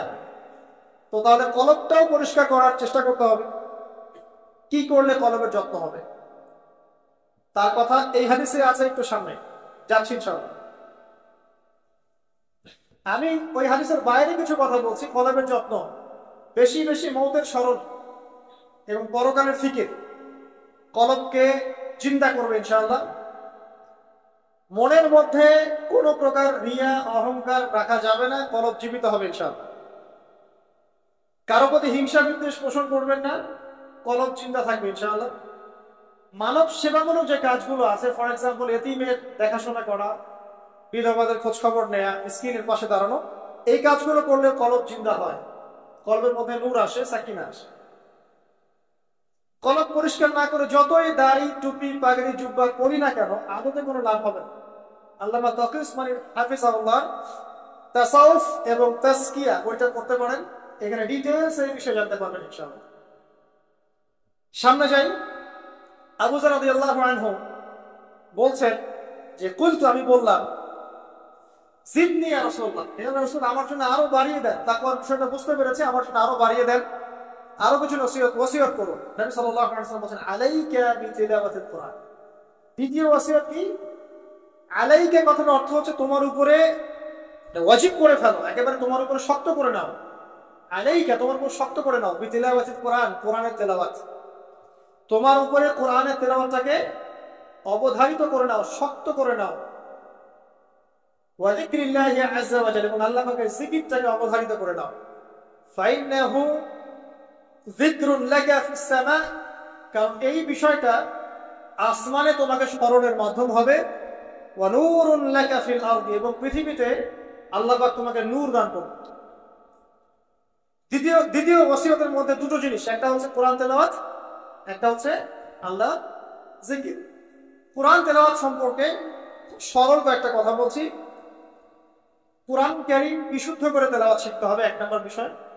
যদি বিশুদ্ধ করে মদ মাখরাজ তাজবিদের সাথে না শেখেন তাহলে সারা জীবন ভুল করে যাবেন, আর কোরআনের অর্থ বিকৃত হয়ে যাবে। আপনার অজান্তেই এমন অর্থ চলে আসবে যা আপনি মোটেও কল্পনাও করেননি এবং কামনাও করেন নাই। এক বাক্যে বলে ফেলছি, যেভাবেই হোক, যত সময় লাগুক, যে বয়সেই থাকেন, বিশুদ্ধ করে কোরআন তেলাওয়াত না শিখে মৃত্যুবরণ করবেন না, ওয়াদা করেন। যে বয়সেই হন, যেখানেই পড়েন, যে প্রফেশনেই থাকেন, যত গরিবই হন, যত বড়লোকই হন, যাই হন, হুয়েভার ইউ আর, কোরআন তেলাওয়াত বিশুদ্ধ করে না শিখে কবরে যাবেন না, ওয়াদা করেন। সারা জীবনে যা করেছেন, যত কিছু শিখেছেন, আপনার সায়েন্স, আপনার আর্টস, আপনার commerce, medical science, engineering, BCS cadre, যা কিছু করেছেন সবকিছু বৃথা হয়ে যাবে যদি পরকালে আপনি কুলসিরাত পারতে না পারেন। আর আল কোরআনুল হুজ্জাতুন লাকা আলাইহি, কোরআন হয় তোমার পক্ষে দলিল হবে, না হলে বিপক্ষে। যারা কোরআন বিশুদ্ধ করে তিলাওয়াতও করতে শিখছে না, কোরআন কি তার পক্ষে দলিল হবে বলে মনে হয়? আল্লাহ পাক আমাদের সবাইকে তৌফিক দান করুন, আমিন। তেলাওয়াতটা অ্যাটলিস্ট তেলাওয়াতটা শেখেন। অর্থ বোঝেন আর নাই বোঝেন, আমি আবারও স্পষ্ট করেই বলছি, স্পষ্ট করে বলার পরেও কিছু মানুষের কেন জানি চুলকানি থামে না, আমি জানি না, তবে এটা নিয়ে আমার মাথা ব্যথা নাই। আমি স্পষ্ট করে আবারও বলছি, কোরআন বিশুদ্ধ করে তেলাওয়াত করলে প্রত্যেক হরফে 10 নেকি পাবেন। কোরআন আপনার পক্ষে সুপারিশ করবে ইনশাআল্লাহ, আল্লাহ আপনাকে নূর দিবেন, ঠিক আছে? এবং কোরআনের সুপারিশ কবুল করা হবে, আল্লাহ পাক আপনাকে জান্নাত দিবেন ইনশাআল্লাহ।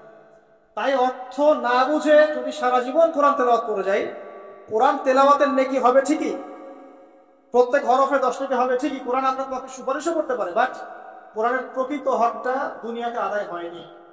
একজন কোরআন পড়ে আমাকে বলেছিল, কোরআনে তো 5 ওয়াক্ত নামাজই পেলাম, 2 ওয়াক্ত নামাজ পাচ্ছি,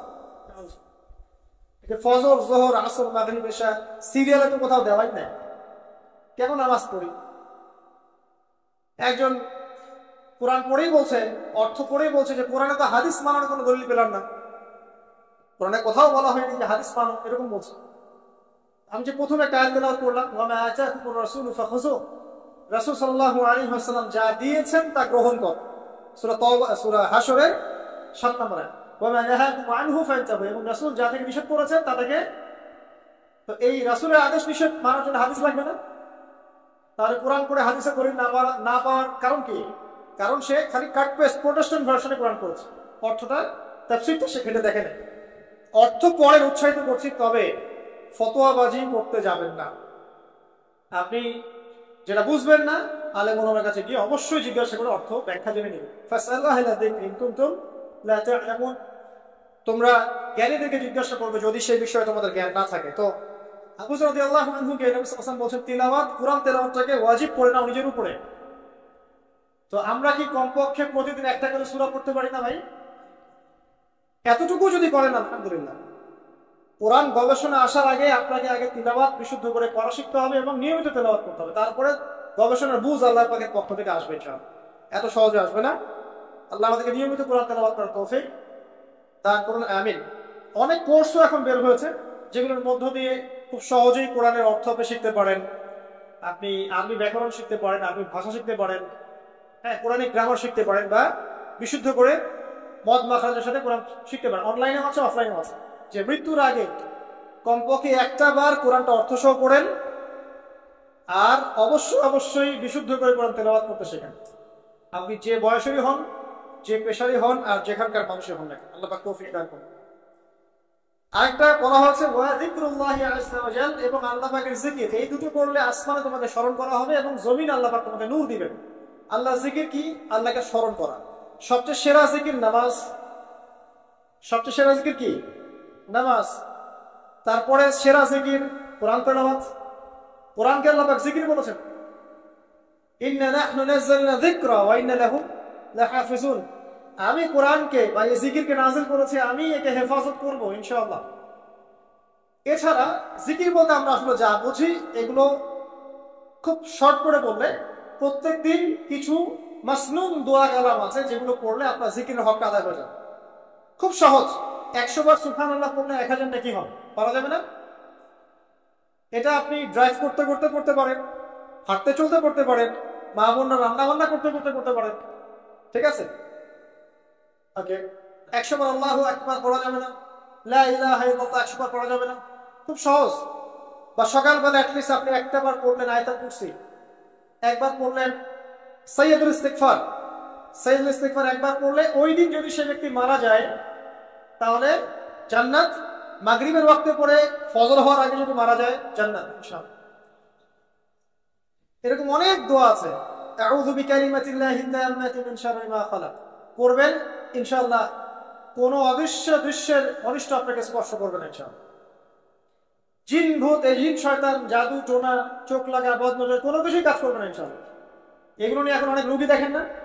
জিনগ্রস্ত রোগী, সেহেরের রোগী, মাজনুন হয়ে যাচ্ছে, পাগল, মেন্টালি ডিপ্রেসড, মানসিক। এখন তো বেশিরভাগ মানুষ মানসিক রোগী, ফিজিক্যাল রোগী কম, মানসিক রোগী বেশি। আর এখন এমন এমন জেনারেশন তৈরি হচ্ছে, এরা ক্রেজি, এরা হচ্ছে মানসিকভাবে বিকলাঙ্গ। পরীক্ষা করতে চান? সবার হাত থেকে স্মার্টফোন কেড়ে নেন, ইন্টারনেট কানেকশন বন্ধ করে গ্রামে পাঠিয়ে দেন, 1 মাসের মধ্যে সব পাগল হয়ে দেশে ফিরে আসে। পাগল হয়ে যাবে। ইন্টারনেট কানেকশন নাই, স্মার্টফোন নাই, দেখবেন পাগল, ক্রেজি হয়ে যাবে।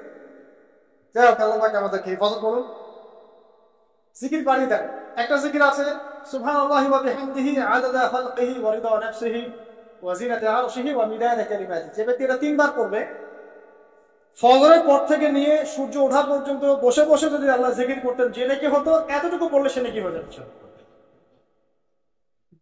আপনি যদি প্রতিদিন হজ করতে চান, উমরা করতে চান, ইশরাকের নামাজ পড়বেন জামাতে ফজর পড়ার পর, একটা হজ একটা উমরা নাকি পাবেন।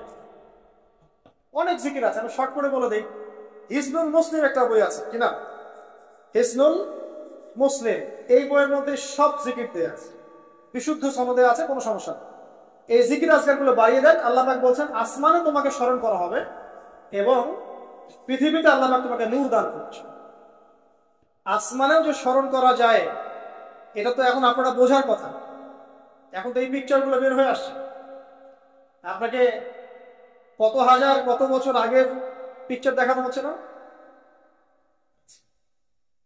ওখান থেকে পৃথিবীকে দেখতে এরকমই লাগবে। ওখানে গিয়ে যদি দেখা যায় ওখানে কোনো রশ্মি ধরা পড়েছে, ওরাও পৃথিবীর এত হাজার বছর আগের অতীত দেখবে। যে সূর্যকে আপনি দেখেন, এটা এখনকার সূর্য নয়। যে সূর্য ডুবছে, যেটা আপনি দেখছেন, এটা ওই সময়ের সূর্য নয়, এটা 8 মিনিট 20 সেকেন্ড আগের সূর্য। আমরা আসলে বর্তমান দেখি না, আমরা অতীত দেখি। আমরা মহাকাশে আসলে বর্তমান দেখি না, অতীত দেখি। এই পুরো জিনিসটা, এই যে বিজ্ঞানের জয় জয়কার বলা হচ্ছে না, এটা নিয়ে ইনশাআল্লাহ আমি একটা লেকচার দিব ইনশাআল্লাহ তাআলা, ভেরি রিসেন্টলি ইনশাআল্লাহ। এখানে অন্য একটা মেসেজ আছে। এই পুরো বিষয়টা আপনাকে আরো কিছু বিষয় বোঝাচ্ছে। তার মধ্যে প্রথমটা কি জানেন? পরকালের অস্তিত্ব।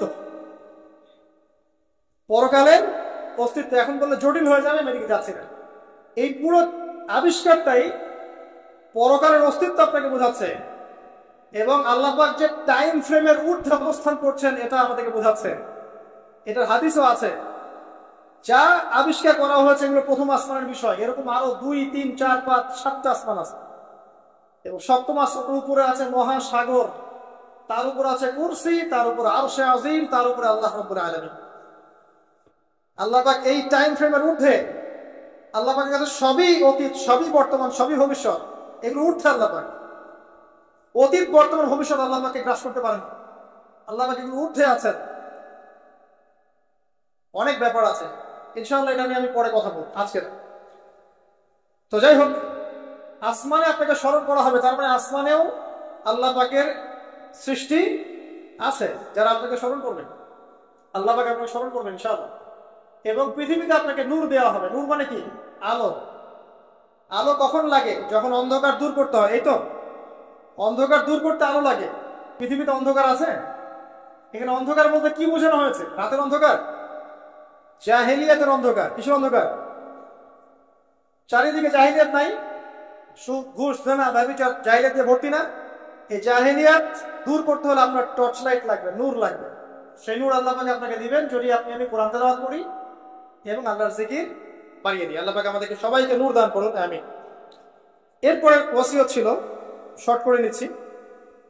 তিনি বললেন, কুলতু ইয়া রাসূলুল্লাহ জিদনি, আমাকে আরো বাড়িয়ে দিন হে আল্লাহর নবী। তিনি বলছেন খুব ইম্পর্টেন্ট কথা, আলাইকা বিতুলিস সামতি, দীর্ঘ সময় নীরবতা অবলম্বন করার ব্যাপারে আমি তোমাকে ওসিয়ত করছি, এটা তোমার উপরে ওয়াজিব করে না। দীর্ঘ সময় চুপ করে থাকাটা একটা মারেফতের পরিচয়। যখন আপনি চুপচাপ থাকবেন, খুব বেশি কথা বলবেন না, বেশি অপ্রয়োজনীয় কথা বলবেন না, প্রয়োজনীয় কথা বলবেন, আল্লাহর পক্ষ থেকে আপনার কলমের উপরে ইলম আসবে, ইলমে লাদুন্নি আল্লাহর পক্ষ থেকে আসবে ইনশাআল্লাহ। দেখবেন ঠান্ডা মাথায় চিন্তা করলে সুন্দর গোছানো চিন্তা করা যায় না, এলোমেলো হবে না চিন্তাগুলো তখন। এবং যদি আমরা বেশি ব্যস্ত থাকি, বেশি কথা বলি, তখন কিন্তু চিন্তাগুলো এলোমেলো হয়ে যায়। এটা বলা হচ্ছে প্রয়োজনীয় বিষয়গুলোর ক্ষেত্রেও কথার ক্ষেত্রে সতর্কতা অবলম্বন করে। তাহলে অপ্রয়োজনীয় যে কথাগুলো আছে, যে গীবত, পরনিন্দা, পরচর্চা, অহেতুক মিউজিক শোনা বা অহেতুক কাব্য চর্চা, অহেতুক উপন্যাস, এগুলোর কি মূল্য আছে? তাহলে যখন প্রয়োজনীয় ক্ষেত্রে আল্লাহ পাক বলছেন আলাইকা বিতুলিস সামতি, তোমার উপরে দীর্ঘ নীরবতাকে ওয়াজিব করে নাও, তাহলে অপ্রয়োজনীয় গান, গল্প, আড্ডাবাজি, এই যে আমরা চায়ের দোকানে করছি, ক্যারাম খেলতে খেলতে করছি, লুডো খেলতে খেলতে করছি, অহেতুক আড্ডাবাজি করছি, ফ্রেন্ড সার্কেল একত্রিত হলে অনেক অহেতুক গল্প হয়ে যায়। এবং বেশিরভাগ গল্পের ক্ষেত্রেই হয় গীবত বা রিয়া বা আত্মপ্রদর্শন, তাই না, বা সমালোচনা। আর বাই দ্য ওয়ে, জাতি হিসেবে আমরা খুব বাচাল জাতি আছি। আমরা কাজের চেয়ে কথা বলতে বেশি পছন্দ করি। আমরা কাজের চাইতে কথা বলতে বেশি পছন্দ করি, কিন্তু যারা উন্নত সভ্যতা তারা কথা কম বলে, কাজ বেশি করে। আমরা কাজের চেয়ে কথা বেশি বলতে পছন্দ করি। এবং কাজ যদি কোনো একটা করে ফেলি, যদি কাজ হয় 5 ডিগ্রি, আমরা কথা বলতে শুরু করি 100 ডিগ্রি। ভাবখানা আমাদের এরকম। তো আমাদের এই জাতিগত পরিবর্তন আনতে হবে। কথা কম বলি আমরা, আল্লাহ পাক কাজ বেশি করার তৌফিক দান করুন। এবং কথা যখন বলবো সেটা যেন প্রয়োজনীয় কথা হয়। আর যদি কোনো অপ্রয়োজনীয় কথা হয়েও যায় কোনো জায়গায়, একটা দোয়া পড়ে উঠবেন, ইনশাল্লাহ কাফারা হয়ে যাবে। এটা বেশি জরুরি না? এটা বেশি জরুরি। তো যখন কোনো জায়গায় বসলেন, অপ্রয়োজনীয় অনেক কথা হয়ে গেছে, ওঠার আগে বলবেন সুবহানাকা আল্লাহুম্মা বিহামদিক আশহাদু আল্লা ইলাহা ইল্লা আনতা আস্তাগফিরুকা ওয়া আতুবু ইলাইক। বাস, আপনার এই বৈঠকে যদি কোনো অপ্রয়োজনীয় কথা হয়ে যায়, আল্লাহ পাক সেটা মাফ করে দেবেন ইনশাআল্লাহ। এটা মা বোনদেরকে শেখাবেন, কারণ তাদের এটা বেশি প্রয়োজন। যাই হোক, এরপরে আসেন। তারপরে তিনি বলছেন জিদনি ইয়া রাসূলুল্লাহ, আমাকে আরো কিছু ওসিয়ত করুন। তিনি বলছেন ওয়া ইয়াকা কাসরাতুদ দাহিক, খুব ইম্পর্টেন্ট। তোমার উপরে এটা অবধারিত করো যে তুমি বেশি হাসবে না, বেশি বেশি হাসবে না। সূরা তাওবার মধ্যে একটা আয়াত আছে, তারা বেশি বেশি হেসে নিক, অচিরে তারা এমন অনেক বেশি কান্নাকাটি শুরু করবে। তারা হেসে নিক, অচিরেই তারা অনেক বেশি কান্নাকাটি শুরু করবে। নবী সাল্লাল্লাহু আলাইহি ওয়াসাল্লাম হাদিসে বলেছিলেন, তোমরা যদি জানতে আমি যা জানি, আল্লাহর পক্ষ থেকে আমি যা জানি, তোমরা যদি তা জানতে, তাহলে তোমরা একটা মাঠে একত্রিত হয়ে যেতে, স্ত্রীকে ছেড়ে দিয়ে একটা মাঠে একত্রিত হয়ে যেতে এবং সেজদায় পড়ে কান্নাকাটি শুরু করতে। তোমরা যদি জানতে আমি যা জানি, তোমরা সেটা জানো না। তো বেশি হাসাটার কুফল কি? নবী সাল্লাল্লাহু আলাইহি ওয়াসাল্লাম বলছেন ফাইন্নাহু ইউমিতুল কলব। এটা ওই যে কলবের কথা বললাম, কলবের যত্ন নিতে হবে, কলবকে মেরে ফেলবে। বেশি বেশি হাসলে কলবকে মেরে ফেলবে। আবার এখন দেখি কিছু ব্যায়ামের অ্যাসোসিয়েশন বের হয়েছে, এরা সবাইকে হাসায় হো হো করে, এরা সবাইকে হো হো করে হাসায়, বলে জোরে জোরে হাসলে হার্টের অসুখ নাকি কম হয়। আর আল্লাহ রাসূল বলছেন যারা বেশি বেশি হাসে এদের কলব মরে যায়। নবীজি কেমন করে হাসতেন? নবী সাল্লাল্লাহু আলাইহি ওয়াসাল্লাম মুচকি হাসতেন। তিনি হাসতেন, এমনকি বলা হচ্ছে হাদিসে নিজের দিনী ভাইয়ের সাথে, মুসলিম ভাইয়ের সাথে হাসি মুখে সাক্ষাৎ করলে নেকি হয়, আমল নামে নেকি লেখা হয়। তো হাসবো অবশ্যই, আমরা কখনই মানে হাসা কমিয়ে দিব না, অবশ্যই হাসবো, তবে অট্ট হাসি না। অট্ট হাসি নিজের হৃদয়টাকে কি করে, মেরে ফেলে, মুচকি হাসি। আর নবীজি কখনো কখনো এমন ভাবে হেসেছেন যে তার দাঁত দেখা গেছে, এমন ভাবেও হেসেছেন, কিন্তু সেটা সংখ্যা খুব কম ছিল। তো আসুন, এর একটা কুফল আছে,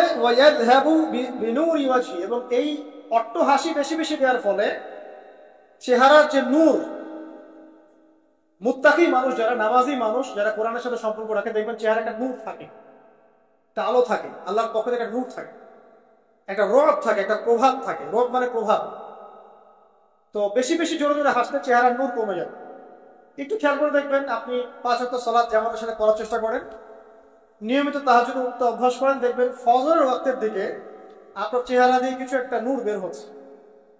এটা হবে, দেখবেন চেহারাটা নুরানি লাগবে। দেখবেন অনেক ভাই যারা মারা গেছেন, জানাজা পড়াতে গিয়ে দেখবেন চেহারা নুরানি, চেহারাতে আলো বের হচ্ছে। আর মানুষ যত বেশি পাপ করতে থাকে, চেহারার নূর তত কমতে থাকে, চেহারার নূর তত কমতে থাকে। যত বেশি প্রকাশ্য আর গোপন পাপ মানুষ করতে থাকে, চেহারার নূর কমতে থাকে। তবে অনেক নুরানি চেহারার পিছনেও কিন্তু শয়তান থাকে, এটাও মাথায় রাখতে হবে। তো আল্লাহ পাক আমাদেরকে, আল্লাহ পাকের প্রকৃত মুত্তাকি বান্দা হওয়ার তৌফিক দান করুন, আমিন। আর দুটো ওসিয়ত তিনি করেছেন, সেটা হলো যে কুলতু জিদনি ইয়া রাসূলুল্লাহ, আমি বললাম ইয়া রাসূলুল্লাহ আমাকে আরো বাড়িয়ে দিন, আরো ওসিয়ত করুন। তিনি বলছেন কুলিল হাক ইন কানা মুররান, সব সময় সত্য কথা বলবে, যদিও এটা তিতা শোনায়, মানুষের কাছে তিক্ত মনে হয়, তুমি সত্য কথা বলবে। সত্যের সংজ্ঞাটা আমাদের জানতে হবে। সত্যের সংজ্ঞাটা আমরা যা শিখেছি এটা চূড়ান্ত সংজ্ঞা নয়। সত্যের ডেফিনেশন হচ্ছে সূরা কাহফের 29 নম্বর আয়াত আছে। কোন সূরায়? সূরা কাহফ 29 নম্বর আয়াতে আছে। আল্লাহ পাক বলেছেন ওয়াকুলিল হাক্কু মির রাব্বিকুম ফামান শাআ ফালইউমিন ওয়া মান শাআ ফালইয়াকফুর। সত্য সেটাই, ভালো করে শোনেন, সত্য সেটাই যা তোমার রবের পক্ষ থেকে নাযিল হয়। যার ইচ্ছা হয় সে মেনে নিক, ঈমান আনুক, যার ইচ্ছা হয় অস্বীকার। ইন্না আ'তাদনা লিযালিমিনা নারা, আমি জালেমদের জন্য আগুন প্রস্তুত করেছি, ইলা আখিল আয়াত। তো এখানে আল্লাহ পাক সত্যের ডেফিনেশন দিয়েছে, দ্য ডেফিনেশন অফ ট্রুথ। সত্যের ডেফিনেশন কি? আল্লাহর পক্ষ থেকে যা নাজিল হবে সেটাই সত্য। আল্লাহর পক্ষ থেকে তাওরাত নাজিল হয়েছিল, ঠিক আছে, জাবুর নাজিল হয়েছে, ইনজিল নাজিল হয়েছে, সুহফ ইব্রাহিম মুসা নাজিল হয়েছে, কোরআন নাজিল হয়েছে। যখন তাওরাত নাজিল হয়েছিল, তাওরাত ওই যুগের জন্য সত্য মিথ্যার চূড়ান্ত মানদণ্ড ছিল, এখন না, কারণ সেটা রহিত হয়ে গেছে। জাবুর ওই যুগের জন্য সত্য মিথ্যার চূড়ান্ত মানদণ্ড ছিল, ইনজিল ওই যুগের জন্য ছিল। যখন থেকে কোরআন নাজিল হয়েছে এবং সুন্নাহ এসেছে, কিয়ামত পর্যন্ত সত্য মিথ্যার এর বাইরে কোনো মানদণ্ড আছে? তবে যে কোনো বুদ্ধি, যে কোনো দর্শন বা ফিলোসফি, যে কোনো স্কুল অফ থট, যে কোনো মতবাদ, যে কোনো বৈজ্ঞানিক আবিষ্কার, যেটাই হোক না কেন, যদি কোরআন এবং সুন্নাহর সাথে মিলে যায়, সাংঘর্ষিক না হয়, সেটাকে মেনে নিতে আমাদের কোনো আপত্তি নেই, ঠিক আছে। কিন্তু যে কোনো বিজ্ঞান বা দর্শন বা যুক্তি বা মানব রচিত কোনো মতবাদ, যেটাই হোক, যে কোনো স্কুল অফ থট বা ফিলোসফিক্যাল থট, এগুলো কোরআন এবং সুন্নাহর সাথে যদি না মিলে, সাংঘর্ষিক হয়, সেক্ষেত্রে এটা না মানাই আপনার আমার উপর ওয়াজিব। এটা সত্য মিথ্যার মানদণ্ড থাকবে না। এখন আমাদের কাজ কি? জাস্ট এগুলোকে মিলিয়ে দেখা কোরআন সুন্নাহর সাথে, এগুলো মিলছে কিনা, ব্যাস। ওয়াইন কান মুররান, যদি সত্য তিতাও হয় তবুও বলতে হবে। যদি চাকরি চলেও যায়, ইমাম সাহেবকে সুদের এগেনস্টে বলতে হবে, বলা শিখতে হবে, ঘুষের এগেনস্টে বলা শিখতে হবে, দুর্নীতির এগেনস্টে বলা শিখতে হবে। ওয়াইন কান মুররান, যদি তিতাও লাগে, তবে বলার ভাষাটা এগ্রেসিভ হবে না, মানুষকে আঘাত করে বলার ব্যাপারটা ইসলাম সমর্থন করছে না। কিভাবে? ফেরাউনের কাছে নবী মুসা আলাইহিস সালামকে দাওয়াত দিতে পাঠানো হচ্ছে। ফেরাউন, এই যে হামান, কারুন নাম মনে আছে তো, তাদের কাছে পাঠানো হচ্ছে নবী মুসা এবং তার ভাই হারুন আলাইহিস সালামকে। আল্লাহ পাক এখন তাদেরকে বলছে কি, যাহাবা ইলা ফিরাউন, তোমরা দুজনে ফেরাউনের কাছে যাও, ফাকুলা লাহু কাওলান লাইয়িনা, ফেরাউনের কাছে গিয়ে নরম ভাষায় কথা বলো, লাআল্লাহু ইয়াতাযাক্কারু আও ইয়াখশা, হতে পারে সে উপদেশ গ্রহণ করবে এবং আমাকে ভয় করবে। তো প্রেজেন্টেশন একটা ব্যাপার আছে।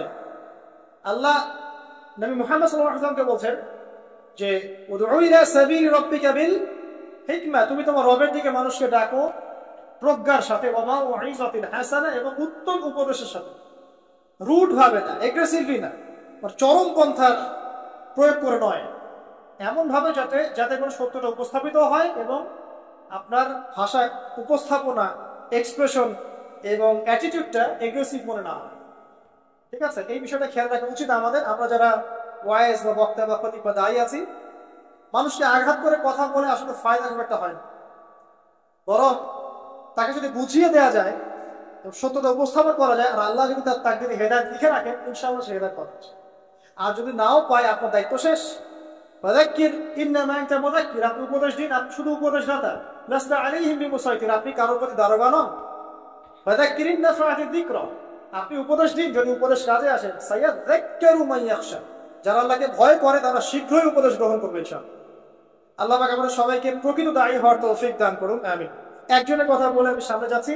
মুসআব বিন উমাইর রাদিয়াল্লাহু আনহু, ইসলামের ইতিহাসের প্রথম দায়ী, যাকে নবী সাল্লাল্লাহু আলাইহি ওয়াসাল্লাম মক্কা থেকে মদিনায় পাঠিয়েছিলেন, যিনি বিলাসী জীবন যাপন করতেন জাহিলি যুগে। তার এত দামি পারফিউম ছিল, আতর ছিল, খুশবু ছিল, যে মক্কায় কারো কাছে নাই। বুঝতে পারছেন? ইসলাম কবুল করার পরে তার অবস্থা এমন হয়েছিল যে তার একাধিক পোশাকও নাই যেটা চেঞ্জ করে নামাজ পড়বেন। উহুদের যুদ্ধে তিনি শহীদ হয়েছেন এবং তাকে দাফন করার জন্য কাফনের কাপড় পাওয়া যায়নি। তাকে ঘাস, ইখসির নামক ঘাস দিয়ে দাফন করা। এই হলো আপনার দুনিয়ার শেষ পরিণতি। কিন্তু পরকালে তিনি এখন জান্নাতুল ফিরদাউসে আছেন ইনশাআল্লাহ। এখানে আপনি সাফল্যও বুঝতে পারছেন। তো মুসআব বিন উমাইর রাদিয়াল্লাহু আনহু যখন মদিনায় গিয়ে দাওয়াত দিচ্ছেন, তখন সাদ বিন মুআজ নামে এক সাহাবী ছিলেন, যিনি আওস গোত্রের নেতা। তিনি দাওয়াতি কাজ করছেন, কিন্তু সাদ বিন মুআজ তার কাছে এটা পছন্দ হচ্ছে না। তিনি এসে খুব কড়া ভাষা বললেন যে, মদিনা থেকে এই দাওয়াতি কাজ যদি বের না করো, তাহলে তোমার আমার মাঝখানে যে আত্মীয়তার সম্পর্ক আছে এটাও থাকবে না, মানে তোমাকে আমি হত্যা করব। মানে তিনি ইসলামটা পছন্দ করছেন না। তিনি বলছেন, এখান থেকে বেরো, এই দাওয়াতি কাজ এখান থেকে বন্ধ করো, মদিনা থেকে বের হও। তখন মুসআব বিন উমাইর কি করছেন শোনেন। তিনি বলছেন, তিনি কোন রকম এগ্রেসিভ কথা বললেন না। আমরা হলে কি করতাম? আমরা হলে কিন্তু এগ্রেসিভ কথা বলতাম। আমাদের ইস্যু না থাকলেও যে পরিমাণে এগ্রেসিভ কথা আমরা বলি, ইস্যু খুঁজে খুঁজে বের করে একজনের মানহানি করার জন্য, আন্ডারস্টিমেট করার জন্য, মানুষের চোখে তাকে আন্ডারস্টিমেট করার, কত কি না ইস্যু না থাকলেও। আর এখানে তো ইস্যু জাজল্যমান, তাকে সে কড়া ভাষায় বলছেন, বেরো এখান থেকে, এই মসজিদ থেকে বেরো, দাওয়াতি কাজ করা যাবে। তিনি বলছেন, আপনি কি একটু বসবেন, একটু শুনবেন? ওয়াইন রাদিতা বিহি কবিলত, আমি যে দাওয়াতটা দিচ্ছি এটা যদি আপনার পছন্দ হয় তাহলে আপনি কবুল করবেন। ওয়াইন কারিহতা, যদি আপনি এটা অপছন্দ করেন, আযালনা আনকা মাতা, তাহলে আপনি যেটা অপছন্দ করছেন এটা আমরা এখান থেকে নিয়ে চলে থাকবো। কত ডিপ্লোম্যাটিক অ্যান্সার, যে আমি যে দাওয়াতটা দিচ্ছি এই দাওয়াতটা যদি আপনার পছন্দ হয় আপনি কবুল করেন, যদি না হয় তাহলে আমি এখান থেকে চলে যাব। এবার তিনি বসলেন, তাওহীদের কথা শোনালেন, লা ইলাহা ইল্লাল্লাহ দাওয়াত দিলেন, ইসলামের সব বেসিক জিনিসগুলো বোঝালেন। সাদ বিন মুআজ রাদিয়াল্লাহু আনহু ইমিডিয়েটলি ইসলাম কবুল করলেন এবং তার মধ্য দিয়ে 80টা পরিবার ইসলাম কবুল করলেন। এই হচ্ছে দায়ীর ক্যারেক্টার হওয়া উচিত। আল্লাহ পাক আমাদেরকে তার মতো দায়ী হওয়ার তৌফিক দান করুন, আমিন। তো যেটা বলছিলাম যে সত্য উপস্থাপন করতে হবে, তবে মাউইজাতুল হাসানা, হিকমার সাথে, প্রজ্ঞার সাথে এবং যুগোপযোগী ভাবে কোরআন সুন্নাহকে হাতে নিয়ে ওয়ার্ল্ডকে ডিল করার মতো জ্ঞান থাকতে হবে। সর্বশেষ নবী সাল্লাল্লাহু আলাইহি ওয়াসাল্লাম যে ওসিয়তটা করছেন সেটা হলো, তিনি বলছেন, লা তাখাফ ফিল্লাহি লাওমাতা লাইম, হে আবু যর, আল্লাহর পথে চলার ক্ষেত্রে নিন্দুকের নিন্দার কোনো পরোয়া করবে না। আল্লাহর পথে যখন তুমি চলতে শুরু করবে, কোন চলা? প্রকৃত চলার কথা বলছি, কথিত চলার কথা বলছি না। আমরা কিন্তু ম্যাক্সিমাম কথিত চলি, আর প্রকৃত চলার কথা বলছি। মানে ইসলামের বেসিক প্রতিটা বিষয় আপনি মেনে চলেন, এটা প্রকৃত চলা। এবং নিষেধ, বেসিক নিষেধ সব ছেড়ে দেন, এর নাম প্রকৃত চলা। আর কথিত কি? বাইন বাইন মুযাবযাবিনা বাইনাহুম, মানে এদিকেও আছে এদিকেও আছে, মানে যখন যেদিকে বাতাস সেদিকে ফ্লোয়ার। ঠিক আছে, পাবলিক দেখলো, একটা ফতোয়া দিলাম, পাবলিক চেতে গেল, ফতোয়া চেঞ্জ করে দিল, মুযাবযাবিনা বাইনাহুম। তো প্রকৃত চলা, যখন তুমি প্রকৃত রূপে আল্লাহর পথে চলবে, তখন মানুষ তোমার নিন্দা করবে, সমালোচনা করবেই। মানুষ নিন্দা করবেই, সমালোচনা করবেই। এটা নবীগণের সুন্নাত। নূহ আলাইহিস সালাম থেকে শুরু করে মুহাম্মদ সাল্লাল্লাহু আলাইহি ওয়াসাল্লাম পর্যন্ত এমন কোন নবী নাই যাকে তার কওম তিরস্কার করে নাই, বের করে দেয় নাই, অত্যাচার করে নাই। কোন কোন ক্ষেত্রে নবীদেরকে হত্যা পর্যন্ত করা হয়েছে। তো নবীগণ যে নিষ্পাপ কোনো মানুষ আছে, তাহলে তাদেরকে এই ভোগান্তি কেন পোহাতে হলো? তারা কি আমাদের চেয়ে অন্য কোনো ইসলাম ফলো করতেন? তাহলে আমরা এমন কোনো ইসলাম ফলো করছি যেটা করলে আমাদের সব ঠিক থাকে, চাকরিও যায় না, পরিবারে সব ঠিক থাকে, এদিকে আমি ব্যবসাও লাভ উন্নতি করছি, ঠকাচ্ছি, আবার আমার হজমরাও ঠিক আছে, মাশাআল্লাহ। সো এমন ইসলামের কথা বলা হচ্ছে এখানে, যে ইসলাম পালন করলে, পরিপূর্ণ ইসলাম যারা পালন করছে না, এরা তখন আপনাকে নিন্দা করবে, সমালোচনা করবে, আপনাকে তিরস্কার করবে। এটা শুরু হবে আপনার পরিবার থেকে। আপনি টোটাল ইসলাম ফলো করার চেষ্টা করেন, আপনার পরিবার থেকে বাধা শুরু হবে ফার্স্ট অফ অল, এখান থেকে। তারপরে সমাজ মেনে নিবে না, তারপরে দেখা যাবে ধর্ম নেতারা মেনে নিবে না, প্রচলিত একটা সিস্টেম চলছে, আপনি এসে একটা নতুন কিছু বলছেন, তখন এরা মেনে নিবে না, যে নতুন বিষয়টা অবশ্যই কোরআন সুন্নাহর সাথে মিল আছে। তারপরে সর্বোচ্চ লেভেল ফেরাউন নমরুদ পরে, ওটা সবার আগে আসবে। তবে নবী তো বলছেন সাল্লাল্লাহু আলাইহি ওয়াসাল্লাম, লা তাখাফা ফিল্লাহি লাওমাতা লাইম, কোন নিন্দুকের নিন্দা বা সমালোচনার পরোয়া করবে না। মনে রাখবেন, যারা বীর তাদের গায়ে আঘাতের চিহ্ন থাকে, যারা কাপুরুষ এদের গায়ে কখনো আঘাতের চিহ্ন থাকে। আর যারা ইসলাম ফলো করেও খুব পুত পবিত্র থাকতে চায়, ডানেও যাবো না বামেও যাবো না, এভাবেই সব চলবে, তাদের ঈমান, ইসলাম এবং ইহসান নিয়ে নতুন করে ভাবার সময় এসেছে। আল্লাহ পাক আমাদেরকে প্রকৃত ইসলাম ফলো করার তৌফিক দান করুন, আমিন। এই জাতিগত পরিবর্তন আনতে হবে, যে যে সেক্টরে আছি আমরা, সেই সেক্টরে দক্ষ মানুষদেরকে সেই জায়গায় নেতৃত্ব দিতে হবে। তখন দেখবেন ইনশাআল্লাহ সমাজে সুশৃঙ্খলতা আসবে, শৃঙ্খলা আসবে ইনশাআল্লাহ। আপোষের যে ভেদাভেদ, কাদা ছোড়াছুড়ি এবং অতিরিক্ত কথা বলার মানসিকতা এবং কম কাজ করার মানসিকতা, এগুলো চলে যাবে ইনশাআল্লাহ। আল্লাহ পাক আমাদের সবাইকে আবু সাঈদ রাদিয়াল্লাহু আনহুর এই প্রশ্নোত্তরের মধ্য দিয়ে যে ওসিয়তগুলো আমরা পেলাম, এগুলোর উপরে আমাদের সবাইকে আমল করার তৌফিক আল্লাহ পাক দান করুন, আমিন। আমি শেষ করার আগে জাস্ট পয়েন্টগুলো একবার বলছি। এই হাদিসের মধ্যে নবী সাল্লাল্লাহু আলাইহি ওয়াসাল্লাম যে ওসিয়তগুলো করেছেন, এক, তাকওয়া অবলম্বন করতে হবে, তাকওয়া মানে আল্লাহ ভীতি, এটা আমাদের প্রতিটা আমলকে সুন্দর করে দিবে ইনশাআল্লাহ, এটা এক নাম্বার। দুই, কোরআন তেলাওয়াত নিজের উপরে ওয়াজিব করে নিতে হবে এবং আল্লাহর জিকিরকে নিজের উপর ওয়াজিব করে নেওয়া লাগবে। তাহলে কি হবে, আল্লাহ আসমানে আমাদেরকে স্মরণ করবেন এবং পৃথিবীতে আল্লাহ পাক এই জাহিলিয়াতকে পাশ কাটিয়ে চলার মতো নূর আমাদেরকে দান করবেন ইনশাআল্লাহ আযজা ওয়া জাল। তারপরে নবীজি বলেছেন যে দীর্ঘ সময় নীরব থাকার একটা অভ্যাস তৈরি করো, নীরবতা অবলম্বনের চর্চা করো, তাহলে কি হবে, তোমার দিনের কাজগুলো গুছিয়ে আসবে ইনশাআল্লাহ, আল্লাহ পাকে নূর পাওয়া যাবে, মারিফত অর্জন হবে।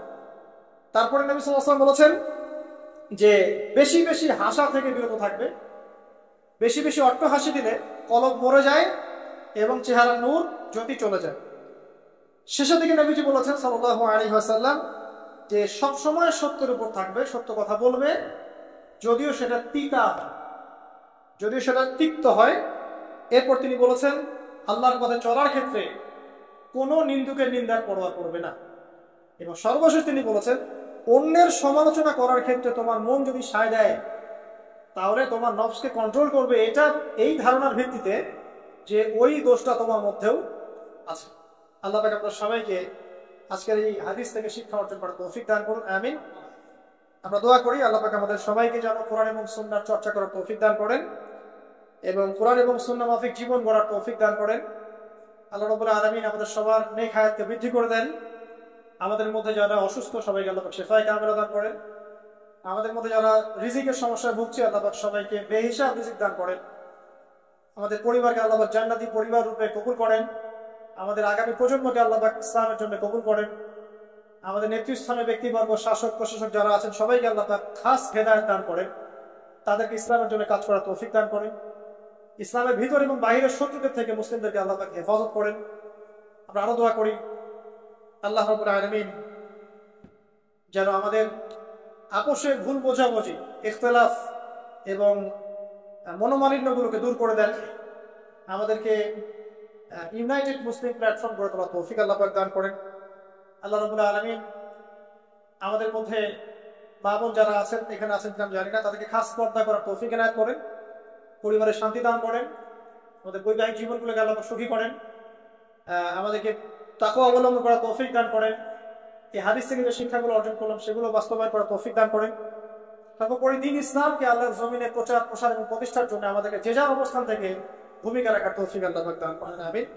এবং সর্বোপরি কথায় নয়, কাজে বড় হওয়ার তৌফিক আল্লাহ পাক আমাদের সবাইকে দান। সবাই দোয়া করি আমরা, সুবহানাকা আল্লাহুম্মা ওয়া বিহামদিক, আশহাদু আল লা ইলাহা ইল্লা আনতা, আস্তাগফিরুকা ওয়া আতুবু ইলাইক। আসসালামু আলাইকুম ওয়া রাহমাতুল্লাহি ওয়া বারাকাতুহু।